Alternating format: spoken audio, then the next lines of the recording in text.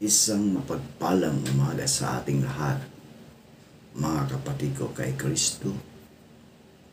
Mula sa Daswidra Morning Devotion, isang kagalakan na muli tayo ay makapagbulay-bulay sa salita ng Panginoon sa umagang ito. Mga ilang minutong pagbubulay-bulay ng mga salita ng Panginoon upang papurihan at sambahin ang ating Panginoong Hesukristo. Ang ating pong pagbubulay-bulayan ngayong umaga, mga kaibigan, ay matatagpuan sa Josue, Kabanata 24, talatang 1 hanggang 15. Ito ang sinasabi. Tinipon ni Josue sa Sikim ang lahat ng lipin ng Israel. Pinapunta niya roon ang matatandang namumuno, mga tagapangasiwa, ang mga hukom at ang mga opisyal ng Israel. At sila'y humarap sa Diyos. Sinabi niya, ito ang ipinapasabi sa inyo ni Yahweh, ang Diyos ng Israel. Noong una, ang inyong mga ninuno ay nanirahan sa kabila ng ilog Euphrates o Euphrates. Isa sa mga ito, si Terah, na ama ni Abraham at ni Nahor. Sumamba sila sa mga Diyos-Diyosan. Tinawag ko si Abraham buhat sa lupaing iyon at dinala ko siya at pinatnubayan sa buong lupain ng Kanaan. Pinarami ko ang lahing nagmula sa kanya. Ibinigay ko sa kanya si Isaac. At kay Isaac ay ibinigay ko si Jacob at si Esau. Ibinigay ko kay Esau ang kaburulan ng Seir bilang bahagi niya. Ngunit si Jacob at ang kanyang mga anak ay nagpunta sa Ehipto. Isinugo ko si Moses at si Aaron at sa pamagitan ng mga salot ay pinahirapan ko ang mga Ehipsyo. Pagkatapos ay inilabas ko kayo roon. Inilabas ko sa Ehipto ang inyong mga ninuno at nakarating sila sa dagat na pula. Hinabol sila ng mga Ehipsyong sakay ng mga karwahe at kabayo hanggang sa may dagat. Ang inyong mga ninuno'y humingi ng tulong sa akin at naglagay ako ng dilim sa pagitan nila at ng mga Ehipsyo. Pinagsama kong muli ang nahating dagat at sila'y natabunan ng tubig. Nasaksihan ninyo ang mga ginawa ko sa mga Ehipsyo at matagal kayong nanirahan sa ilang. Pagkatapos, dinala ko kayo sa lupain ng mga Amoreo sa silangan ng Jordan. Nilabanan nila kayo, ngunit pinagtagumpay ko kayo laban sa kanila. Pinuksa ko sila at nasakop ninyo ang kanilang lupain. Nilabanan kayo ng hari ng Moab na si Balak na anak ni Zippor at isinugo niya si Balaam na anak ni Beor upang sumpain kayo. Ngunit hindi ko hinayaang gawin ni Balaam iyon. Sa halip, pinagpala niya kayo. Sa ganoon, iniligtas ko kayo sa kamay ni Balak. Tumawid kayo ng Jordan at nakarating sa Jericho. Nilabanan kayo ng mga taga-Jericho at ng mga Amoreo, Perizio, Kananaio, Hitio, Gergesio, Hivita, at Jebusio. Ngunit sila'y ibinigay ko sa inyong kapangyarihan. Parang hinabol ng mga butakpi na natakbuhan ang dalawang haring Amoreo at pinalayas ko sila bago kayo dumating. Walang kinalaman sa pangyayaring iyon ang inyong mga tabak at pana. Binigyan ko kayo ng lupaing hindi ninyo binungkal. Pinatira ko kayo sa mga lungsod na hindi kayo ang nagtayo. Kung makakain kayo ngayon ng ubas at olibo na galing sa mga punong hindi kayo ang nagtanim. Kaya ngayon sambahin ninyo si Yahweh at paglingkuran ninyo siya ng buong puso at katapatan. Alisin ninyo ang mga Diyos-Diyosang dating sinasamba ng inyong mga ninuno sa Mesopotamia at sa Ehipto. Si Yahweh lamang ang inyong paglingkuran. At kung ayaw ninyong maglingkod kay Yahweh, pumili kayo ngayon kung sino ang inyong paglilingkuran. Ang mga Diyos na pinaglingkuran ng inyong mga ninuno sa Mesopotamia o ang mga Diyos ng mga Amoreo na sinasamba dito sa lupaang inyong tinitirhan. Ngunit para sa akin at sa aking sambayan, kay Yahweh kami maglilingkod. Pinagpala tayo sa pagkabasa at pagkarinig ng kanyang mga salita. Tayo po ay manalangin. Dakilang Diyos na mahabagin sa lahat. Muli o Diyos, naririto ang iyong mga anak upang ikaw, o Diyos, ay pasalamatan sa isang gabi na daan sa aming mga buhay na kami ay iyong iniingatan sa aming pagtulog. Maraming salamat, Panginoon, sa muli mong paggising sa amin, sa milyon mong pagbibigay ng buhay at ng lakas upang kami, o Diyos, ay patuloy na humarap sa hamon ng buhay dito sa mundong aming ginagalawan.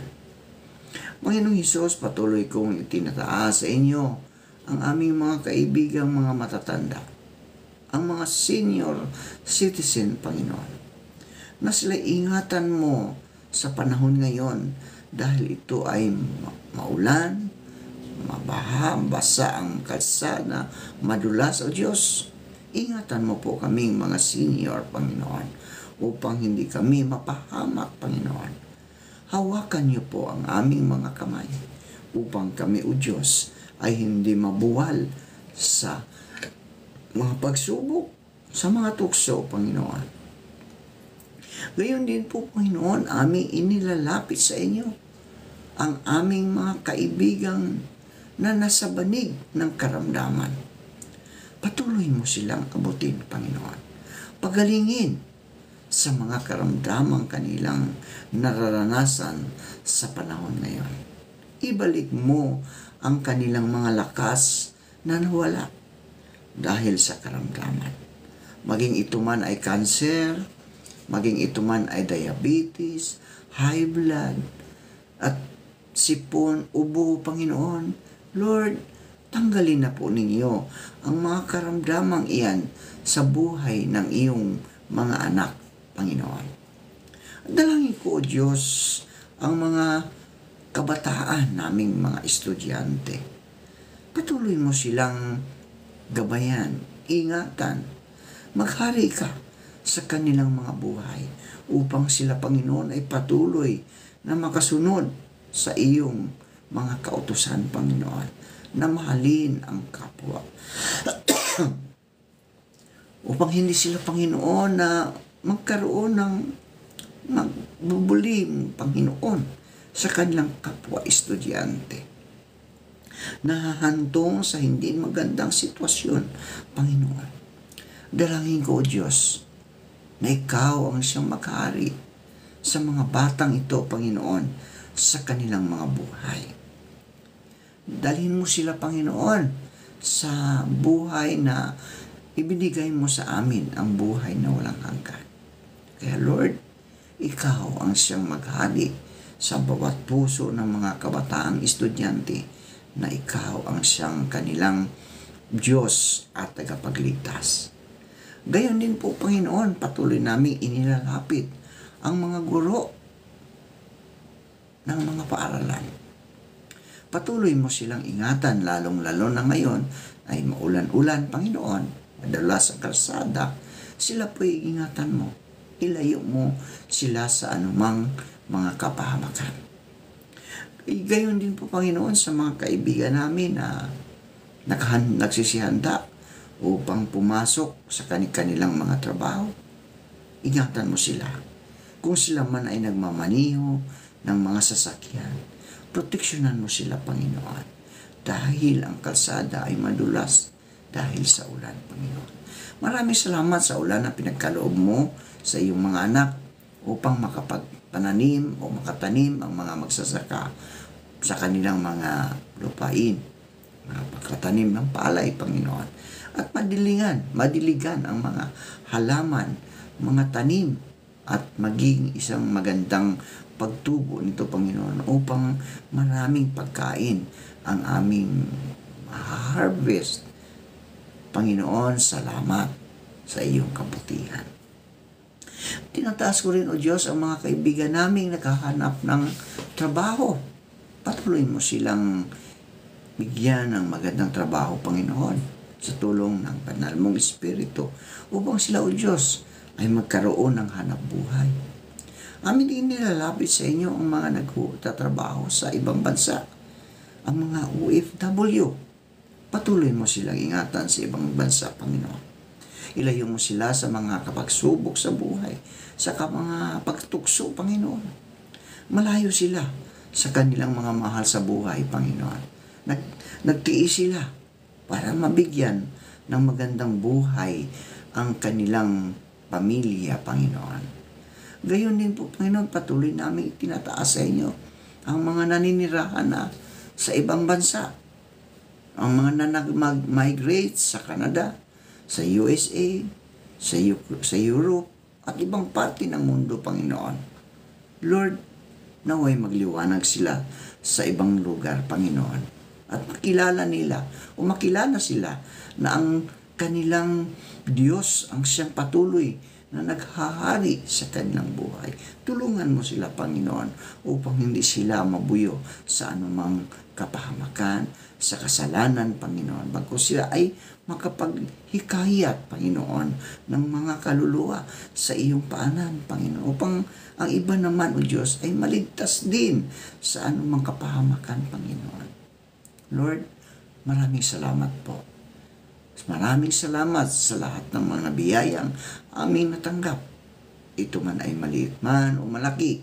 Ang importante, Panginoon, ito'y galing sa iyo, sa aming Diyos na buhay. Salamat, O Lord, sa pangalan ni Jesus. Amen. Sa pangunguna ni Josue, mga kaibigan, na pumalit kay Moses, ang mga manlalakbay mula sa pagkaalipin ay nakarating at nakapanirahan na sa Kanaan. Ang lupaing ipinangako ng Diyos sa kanilang mga ninuno. Ayon sa kwento ng pagsakop sa aklat ng Josue, hindi naging mahirap upang maangkin ng mga Hebreo ang lupain.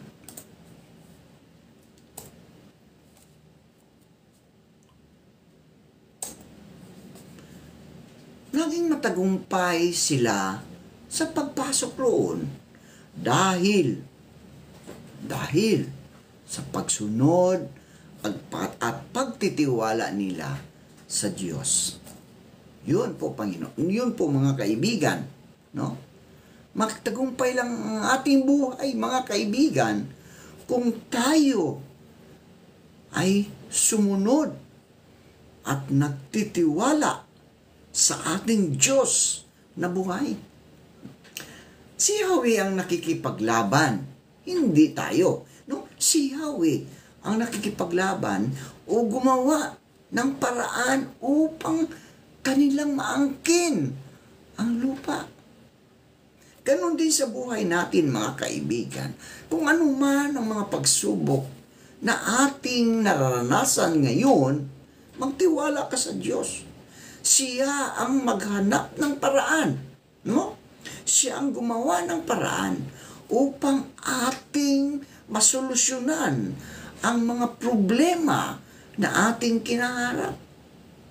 Kaya mga kaibigan, huwag tayo magsawa. Magtiwala tayo sa Diyos. No? Sumunod tayo sa Kanyang kautusan. Siya itinuring na mandirigma at pambansang Diyos ng mga Hebreo. Gayon din po mga kaibigan sa ating buhay. No? Siya itinuring nating mandirigma. Siya ay patuloy na lumalaban para sa atin. No? Lumalaban siya para hindi tayo mapahamak, hindi tayo mabuyo sa kasalanan, mga kaibigan.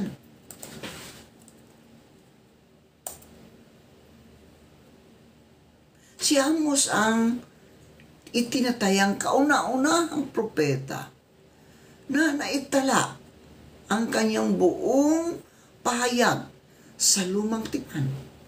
Ito ay naisulat noong ika-8 siglo.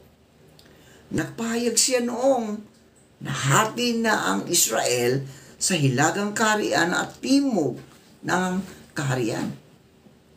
Si Amos, bagamat tubong Huda o timog na kaharian ay nagpapahayag sa Israel o hilagang kaharian. Ito'y naganap sa kadahilanang ang dalawang bansa ay nagkahiwalay lamang sa usaping politikal o pamahalaan, ngunit iisa pa rin sa pananampalataya kay Yahweh. Iisa pa rin ang kanilang relihiyon. Kaya't maaaring lumipat at magpahayag ang mga mamamayan sa kanilang kaharian.